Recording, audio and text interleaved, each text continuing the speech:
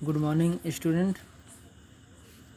हम आज सुमित्रानंद पंत द्वारा रचित नौका विहार का दूसरा पैराग्राफ पढ़ेंगे। दूसरा और तीसरा। पहला पैराग्राफ पढ़ चुके हैं। इसमें हम पहले वाले में बता चुके हैं कि इसमें कवि रात में जो है एक नाव में बैठकर उस सौंदर्य वातावरण, सुंदर वातावरण के दृश्य को प्रस्तुत कर रहा है। इसमें यही बताया गया है। तो पहले मैं इसको पढ़ता हूँ, इसके बाद मीनिंग बताऊँगा, फिर अर्थ बताऊँगा। कि चांदनी रात का प्रथम प्रहर, हम चले नाव लेकर सत्वर। सिकता की सस्मित सीपी पर मोती की ज्योत्सना रही विचर। लो पाले चढ़ी उठा लंगर, मृदु मंद मंद मंथर मंथर। लघु तरन हंसनी सी सुंदर, तिर रही खोल पालों के पर। निश्चल जल में शुचि दर्पण पर बिंबित हो रजत पुलिन निर्भर। दोहरे ऊंचे लगते क्षण भर, काला काकर का राजभवन सोया जल में निश्चित प्रमन। पलकों पर वैभव स्वप्न सघन। यहाँ पे जो है सत्वर मीन्स होता है शीघ्र या तेजी से। सिकता मीन्स होता है रेतीली। सस्मित मीन्स होता है मुस्कान युक्त। सीपी मीन्स होता है सीप में जो मोतियाँ होती हैं। ज्योत्सना मीन्स होता है चांदनी। लंगर मीन्स होता है नाव या जहाज़ को रोके जाने के लिए एक बहुत बड़ा कांटा लोहे का। मंथर मीन्स होता है मंद या मधुर। लघु तरन मीन्स होता है छोटी नाव। तिर मीन्स होता है तैरना। शुचि मीन्स होता है स्वच्छ। रजत पुलिन मीन्स होता है नदी का किनारा।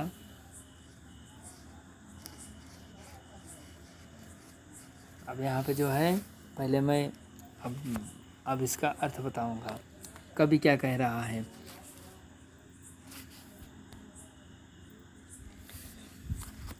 कवि का कहने का मतलब, कवि कहता है कि चांदनी रात का प्रथम प्रहर, ये वहीं का दृश्य है जब कवि एक नाव में, छोटी सी नाव में बैठकर उस वातावरण, प्रकृति के सुंदर वातावरण में भ्रमण के लिए निकलता है। तो वहाँ उस जो वो दृश्य देखता है, उस दृश्य का जो है वर्णन वो कर रहा है। कहता है कि चांदनी रात का प्रथम प्रहर, कहते हैं जैसे ही हम नाव लेकर निकले तो वह जो प्रहर था वो चांदनी रात यानी चंद्रमा जो है निकल आया था, और चंद्रमा की जो कोमल यानी शीतल किरणें हैं वो चारों तरफ बिखर रही थी, अर्थात वो प्रथम प्रहर, चंद्रमा का जो है प्रथम प्रहर ही चल रहा था। हम चले नाव लेकर सस्वर, कहते हैं हम अपनी नाव को लेकर बहुत ही शीघ्रता के साथ उस ओर बढ़े। सिकता की सस्मित सीपी पर मोती की ज्योत्सना रही विचर, कहते हैं हम उस ओर बहुत ही शीघ्रता के साथ हम उस ओर बढ़े जहाँ पर जो है रेतीली जमीन पर मुस्कान युक्त सीपी जो पड़ी हुई, वह ऐसा उसको देखकर ऐसा लगता है जैसे कोई वहाँ पर बैठे हुए मुस्कुरा रहा है, और उसके अंदर जो है रखी हुई पड़ी हुई मोतियों की जो चमक है, चांदनी है, चमक है, वो चारों तरफ बिखर रही थी या फैल रही थी। उसको देखकर जो है हम बहुत ही शीघ्रता के साथ हम उस ओर आगे की ओर बढ़े। लो पाले चढ़ी उठा लंगर, कहते हैं कि जैसे ही हम वहाँ पे पहुँचते ही हमने अपना लंगर डाल दिया था, तो अपनी नावों को वहाँ पर बांध दिया, और हम जो है उस वहाँ के उस वातावरण के दृश्य को देख रहे थे, उसका आनंद ले रहे थे। मृदु मंद मंद मंथर मंदर, लघु तरणी हंसनी सी सुंदर, कहते हैं कि जैसे ही हम अपनी उस छोटी सी नाव को जैसे ही उस नदी के किनारे रोका तो वहाँ पे देखा कि हंसनी सी सुंदर, कहते हैं कि वहाँ का जो दृश्य वो जल में जो है ऐसा लगता था, ऐसे दिखाई दे रहा था जैसे कोई हंसनी जो है, हंस सुंदर हंसनी जो है वह उसमें उस छोटी सी नदी में जो है वो तैर रही है और ऐसा लगता है, ऐसा प्रतीत होता है कि जैसे वह अपने पंखों को खोलकर जो है, यानी पंखों को फैलाकर जो है चारों तरफ वो विचरण कर रही है। उस दृश्य को हम देख रहे हैं। निश्चल जल में शुचि दर्पण पर बिंबित हो रजत पुलिन निर्भर। कहते हैं कि वहाँ का जो है उस चांदनी किनारा जो वहाँ पे जो है चमक रही, जो चांदनी का किनारा है, वहाँ का जो जल है, उस नदी का जो जल है इतना स्वच्छ है कि दर्पण के समान वो चमक रहा है। उसमें कोई भी वस्तु अगर पड़ी हुई है वो भी जो है वो दिखाई दे रही है। उसका जो है वह चांदनी प्रतिबिंब बिंबित हो रजत पुलिन निर्भर। कहते हैं चांदनी का जो किनारा है वो उस जो है उस किनारे पर जो है उसकी रोशनी या प्रकाश जो है वो चारों तरफ फैल रही है, उस पर जो है निर्भर हो रही है। दोहरे ऊंचे लगते क्षण भर। कहते हैं कि वहाँ पे जो है दोहरे ऊंचे, कहते हैं कि वहीं आप ऊपर जो है जब ऊपर की ओर देखते हैं दोहरे यानी दूसरे पहर जब वो वहाँ पे पहुँचते हैं तो वहाँ पे देखते हैं कि ऊंचे लगे क्षण भर। कहते हैं वहाँ के जो दृश्य है वो पर्वत या पहाड़ जो है वो ऊंचे ऊंचे दिखाई दे रहे हैं। काला काकर का राजभवन सोया जल में निश्चिंत प्रमन। कहते हैं काले पत्थरों से बना हुआ वहाँ का जो राजभवन है वह निश्चिंत होकर वह जो है उस सोए हुए जल में जो है वो विचरण कर रहा है। निश्चिंत होकर जो है उसमें जो है वो बैठा हुआ है। पलकों पर वैभव स्वप्न संगन। कहते हैं कि वो उस सोए हुए जल के ऊपर बैठे हुए जो है वह अपने पलकों को बंद करके वह वैभव स्वप्न यानी आनंदित स्वप्न को देख रहा है। नौका से उड़ती जल हिलोर, हिल पड़ते नभ के अंग और छोर। विस्फारित नयनों से निश्चल कुछ खोज रहे चल तारक दल। ज्योतित कर नभ का अंतस्थल, जिनके लघु दीपों को चंचल अंचल की ओट किए अविरल। फिरती लहरें लुक छिपल पल पल, सामने शुक्र की छवि झलमल। पैरती परी सी जल में कल, पहले कछों में हो ओझल। यहाँ पे जो है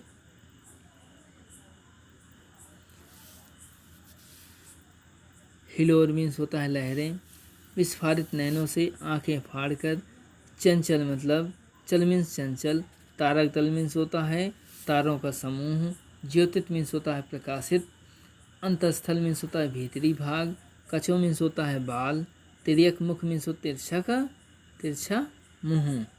यहाँ पे जो है कवि का कहने का मतलब है कि नौका से उठती जल हिलोर, हिल पड़ते नभ के ओर छोर। कहते हैं कि जब कवि कह रहा है कि जब गंगा में नौका चलती है, यानी जब उस नदी में जो है जब हमारी जब नाव चलती है तो उससे उठने वाली लहरों के कारण, उससे जो है उठने वाली जो लहरें उठती हैं उसके कारण जो है गंगा में प्रतिबिंबित सारा आकाश हिल उठता है।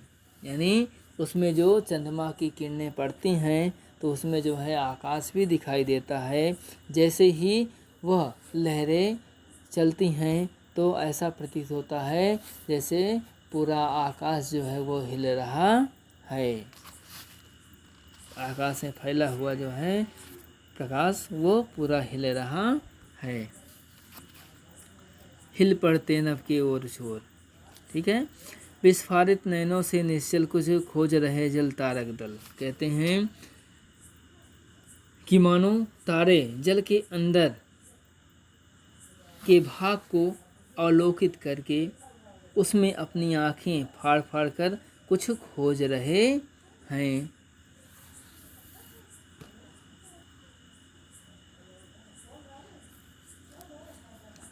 ज्योतित कर नभ का अंतस्थल।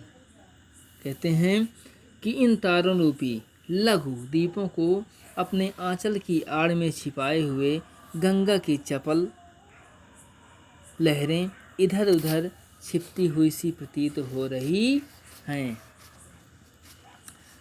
ज्योतित कर नभ का अंतस्थल, कहते हैं कि वह जो है सामने की शुक्र तारा झिलमिला रहा है, उसकी शोभा जल में प्रतिबिंबित होकर परी सी तैर रही है। फिर जिनके लघुद्वीपों को चंचल अंचल की ओट लिए अविरल फिरती लहरें लुक छिप पल पल, कहते हैं कि वह झिलमिल और उसकी शोभा जल में प्रतिबिंबित होकर परी सी तैर रही है, जो कभी कभी चांदी जैसे रुपहले बालों अर्थात गंगा की लहरों में छिप जाती हैं।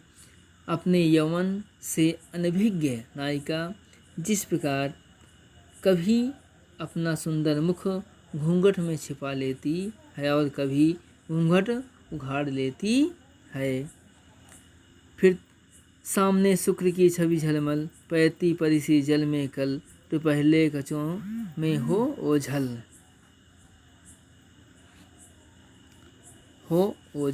कहते हैं वह जो है पहले यानी छिपे हुए कभी घूंघट उघाड़ लेती है।